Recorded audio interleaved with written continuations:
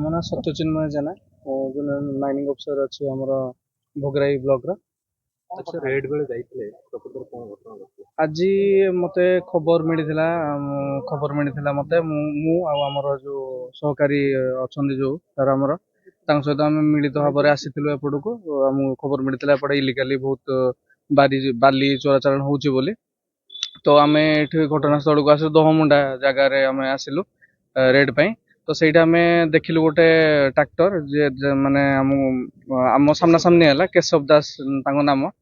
ତ ସେ ଆମ ଆଗରେ ହିଁ ଇଲିଗାଲ ବାଲି ଧରିକି ଆସୁଥିଲେ। ତ ସେଇଟା ମୁହାଁମୁହିଁ ହେଲା। ତ ସିଏ ସାଙ୍ଗେ ସାଙ୍ଗେ ଗାଡିଟାକୁ ତାଙ୍କ ଘର ଭିତରକୁ ପୁରେଇ ଦେଇକି ଆମକୁ ବାଡି ଭିତରକୁ ତାଙ୍କର ପୁରେଇ ଦେଇକି ସିଏ ଆମକୁ ଫଟୋ ବି ଉଠେଇବାକୁ ଦେଲେନି, ଅପୋଜ କଲେ।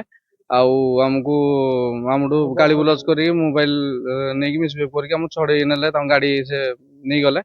ତ ତାପରେ ଲୋକଙ୍କୁ ଆଣିକି ବହୁତ ଅସାମାଜିକ ଲୋକଙ୍କୁ ଆଣିକି ଠୁଳ କଲେ ଆଉ ମାରିଦେବା ପାଇଁ ହତ୍ୟା କରିବା ପାଇଁ ଧମକ ଦେଲେ।